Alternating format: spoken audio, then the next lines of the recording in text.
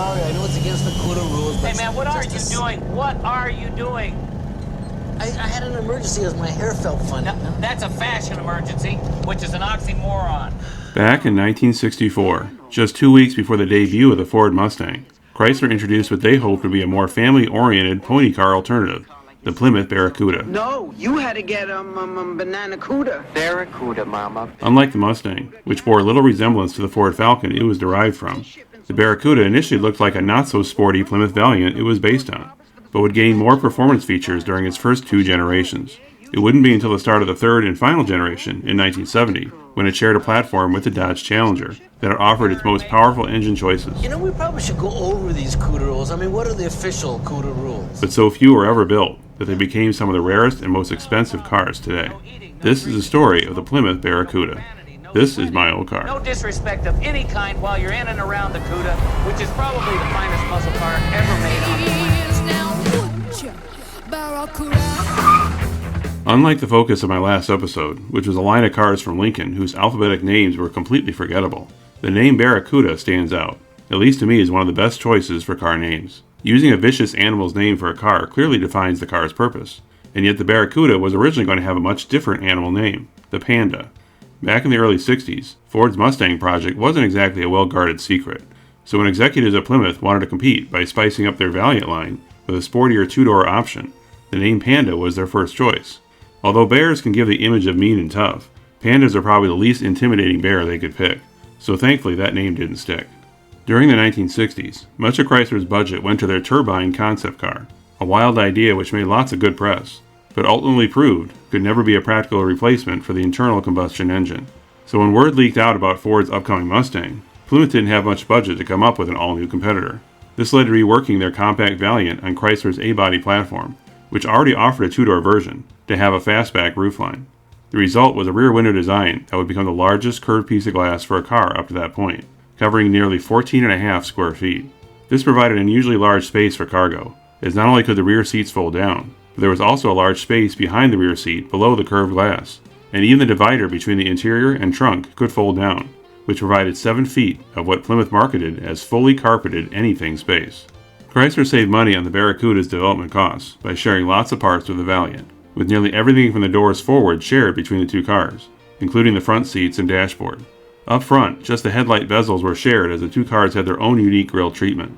Although the Mustang pushed their promotions towards younger buyers, the Barracuda's large cargo area made it an attractive option for families. The first-year Barracuda also kept the Valiant's V badging, as Plymouth tried to transition family car buyers, who may have gotten a Valiant, to consider the Barracuda instead. Under the hood, the base engine was the same as the Valiant, Chrysler's 2.8-liter Slant 6, which made just 101 horsepower, with a 3.7-liter 146 horsepower Slant 6 optional. But just the following year, the 2.8-liter was dropped, making the 3.7-liter the base engine. Had these been the only engine options available, the Barracuda may never have graduated to the rank of performance car, but buyers could also opt for a 4.5-liter V8 that made 180 horses. That number may sound small today, but this was the early stages of Barracuda's transition to muscle car. It only took 1 year for Plymouth to upgrade that V8 for 1965, with a more aggressive camshaft, and from 2 carburetors to 4, and was renamed the Commando V8. This provided a significant bump from 180 to 235 horsepower. The Commando V8 was part of the Formula S package for 1965, which upgraded the suspension, increased the size of the wheels and tires, and added a tachometer, a gauge that wasn't a common feature for cars back then. For 1966, additional changes were made to the taillights and front end, an updated dashboard, and new turn signal indicators on the front fenders. Unheard of in any car today, these indicators allow the driver to know if the signals were working. 66 Barracuda, sports car, family car, station wagon. 1966 was also the start of new badging to differentiate the Barracuda from the Valiant, with the first examples of the now famous Barracuda logo. Although if you were in Canada or South Africa, the Valiant name was considered a separate brand, and the Valiant name remained on the car through 1969. Despite competing in the same pony car market as the Mustang, Ford easily outsold the Barracuda. Sales of the Barracuda dropped from 64,000 in 1965 to only 38,000 in 1966, whereas the Mustang sales increased from over 500,000 to 600,000 in those same years. Mustang, the car that made 1 million drivers become Mustangers in just 2 years. With new competitors from GM arriving for the 1967 model year, Plymouth had no choice but to do a redesign for 1967. The 1967 Barracuda, now on a redesigned A-body platform that was also shared with the Dodge Dart, were the first Barracudas to offer multiple body styles. Although the fastback roofline was still available, the rear glass no longer wrapped around the sides, and instead was a more traditional square glass. But you could also opt for a notchback design with a larger trunk lid. 1967 was also the first year for the Barracuda convertible, but it would be the lowest selling, averaging only around 5% of total sales over the next 3 years. Although the 3.7-liter Slant 6 was still the base engine, Plymouth now offered both 2 and 4 carburetor versions of the 4.5-liter V8, as well as a 6.3-liter, which could make 280 horsepower. The latter only offered as part of the Formula S package, which itself sold less than 1,300 units for 1967. Overall sales for 1967 jumped over 40% from the year before. Not bad considering the Camaro and Firebird debuted that year too. GM's new pony cars likely caused the Mustang drop in sales by over 20%, although Ford still sold over 400,000 that year. For 1968, to further emphasize how much Plymouth wanted to be taken seriously for its performance, the smallest V8 option increased to 5.2 liters, and a new 5.6-liter V8 was also available. The 6.3-liter V8 was now part of the Super Commando package that included high-performance upgrades shared with the Plymouth Roadrunner and made 300 horsepower. But the best evidence of the Barracuda's transition to muscle car was its inclusion in super stock drag racing. Only 50 Barracudas were built with a 7-liter Hemi V8. It also had lighter weight glass, fiberglass hood and fenders, lighter front seats, and no rear seat. This wasn't a homologized version, as they were not legal for street use. For 1969, presumably to help bring in more female buyers, a floral pattern vinyl roof was offered, called the Mod Top. This same floral pattern was also on the seats and interior door panels.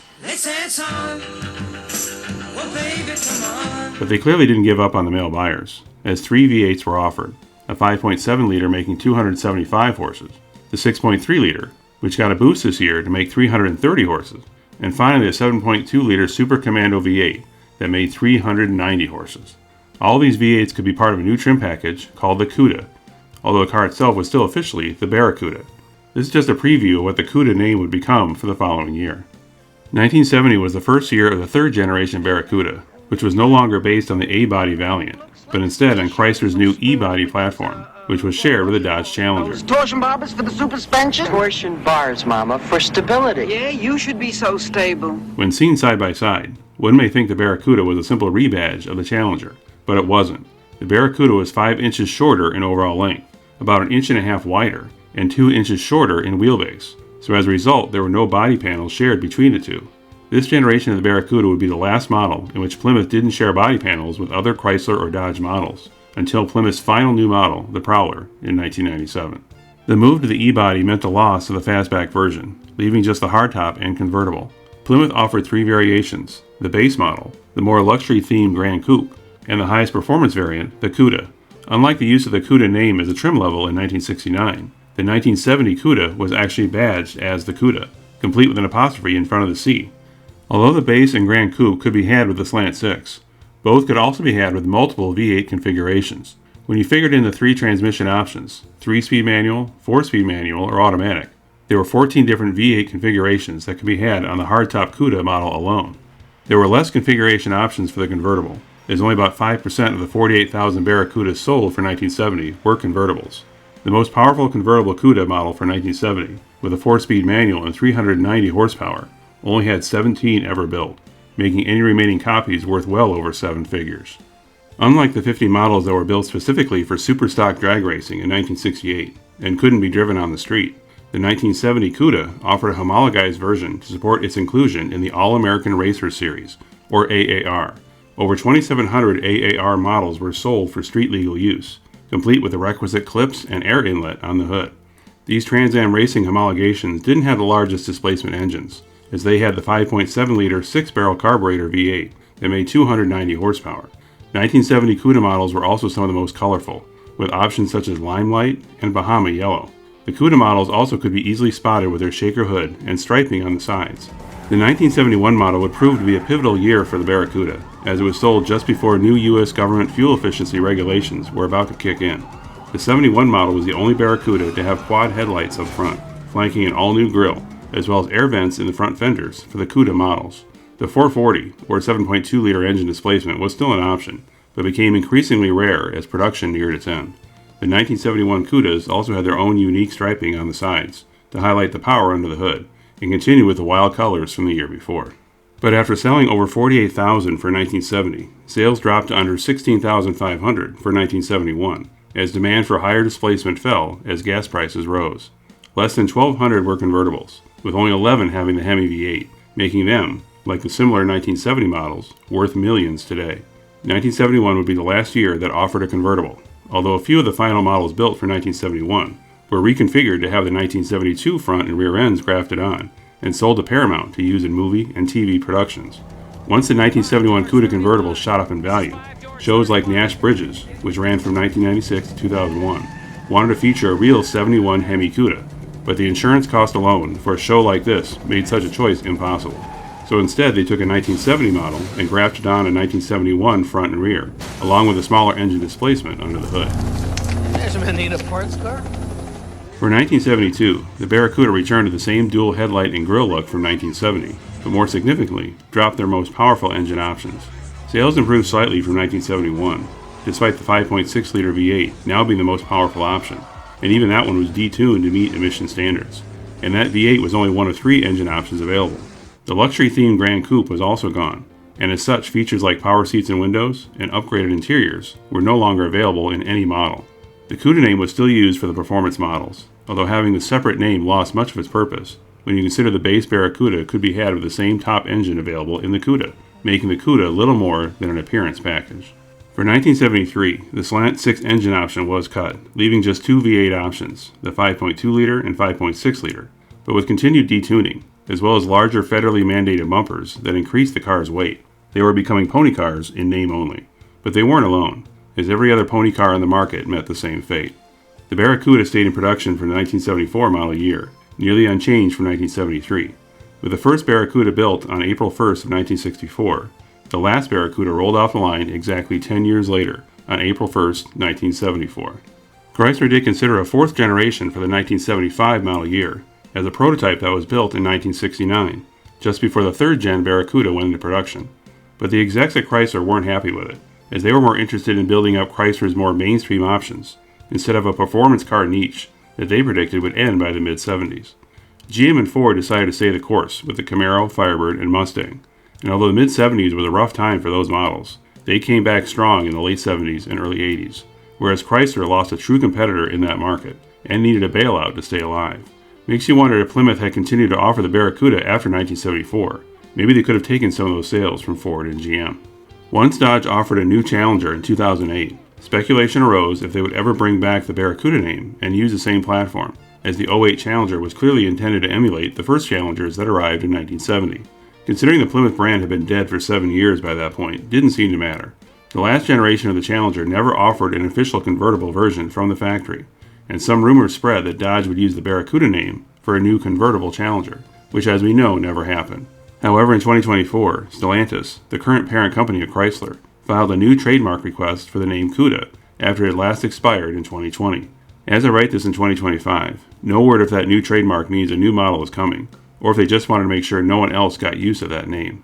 But now, thanks to AI and some questionable YouTube channels, there are now several examples of new but clearly fake Barracudas coming soon.